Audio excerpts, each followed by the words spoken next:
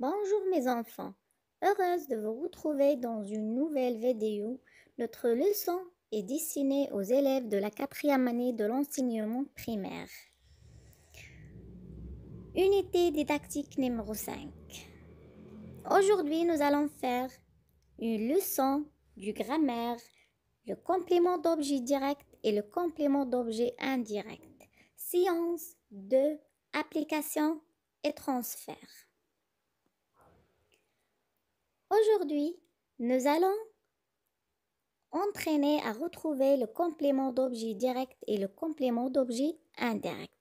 Mais auparavant, voyons un petit rappel. Alors, on commence par qu'est-ce que c'est un complément d'objet? En général, qu'est-ce que c'est un complément d'objet? Donc, dans un groupe verbal, le mot ou le groupe de mots qui complète le sens du verbe est un complément d'objet. Alors, qu'est-ce que c'est un complément d'objet direct et un complément d'objet indirect? On commence par le complément d'objet direct. Le complément d'objet direct, il désigne l'objet d'une action et il n'est pas précédé par une préposition. Pour le trouver ou bien le reconnaître, vous posez la question qui? Qui fait l'action? C'est-à-dire qui fait l'action du verbe. Par exemple, si vous avez la phrase Fatima attend son frère, vous demandez qui attend Fatima? Vous posez la question qui attend Fatima? Elle attend son frère. Alors, son frère, c'est le complément d'objet direct de cette phrase. Parfois, vous posez la question quoi? Si on prend la phrase Anis mange une banane. Alors, on pose la question quoi? Anis mange quoi? Alors la réponse c'est il mange une banane. Alors, banane, c'est le complément d'objet direct de cette phrase. Donc, en général, le complément d'objet direct, il est placé après le verbe directement, comme on vient de le voir dans les deux exemples précédents.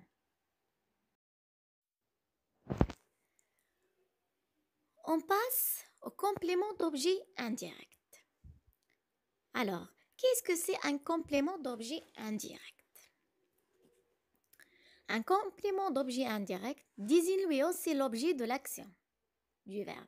Seulement, il est introduit par une préposition. La préposition, ça peut être à, ça peut être de, etc.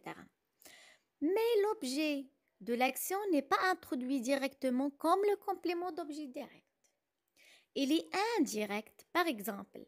Il y a une préposition entre les deux, entre le verbe et le complément.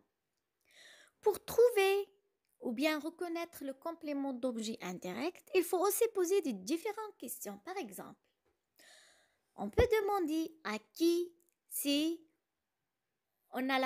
si on prend la phrase le papa parle à ses petits-enfants.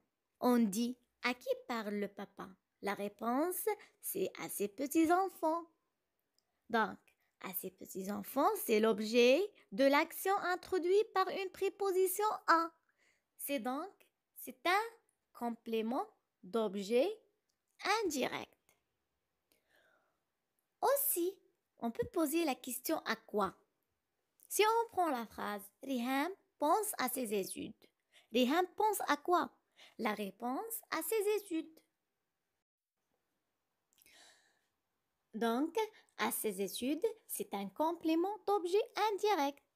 On peut poser une autre question. Ce serait de qui?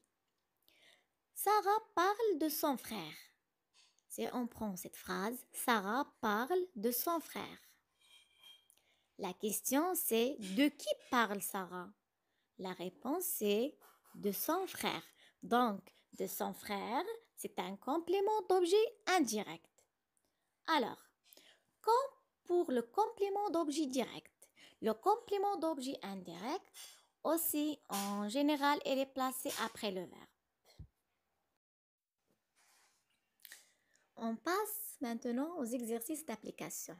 Le premier exercice, c'est souligne le groupe verbal et entoure le complément d'objet direct.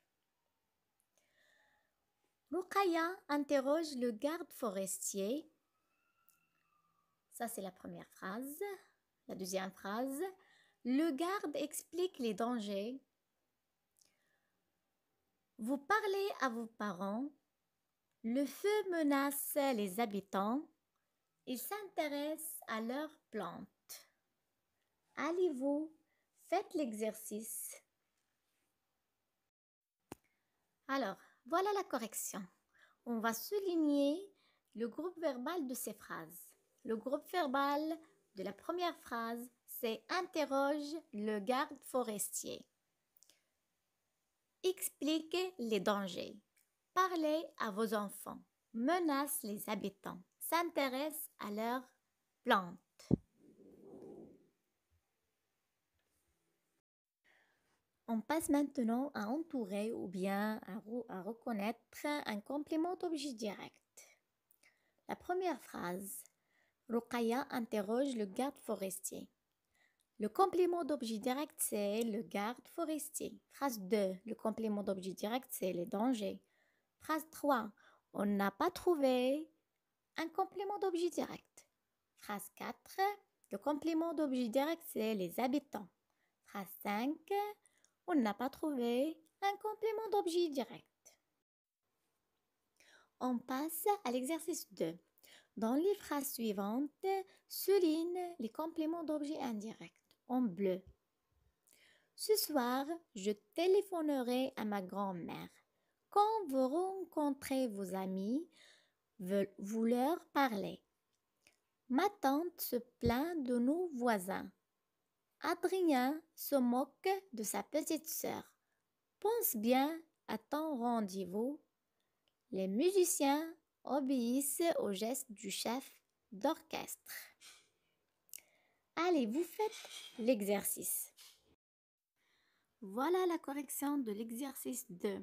On va souligner la phrase A et C et D et E. Parce que dans ces phrases, on a trouvé un complément d'objet indirect. On prend la première phrase. Ce soir, je téléphonerai à ma grand-mère.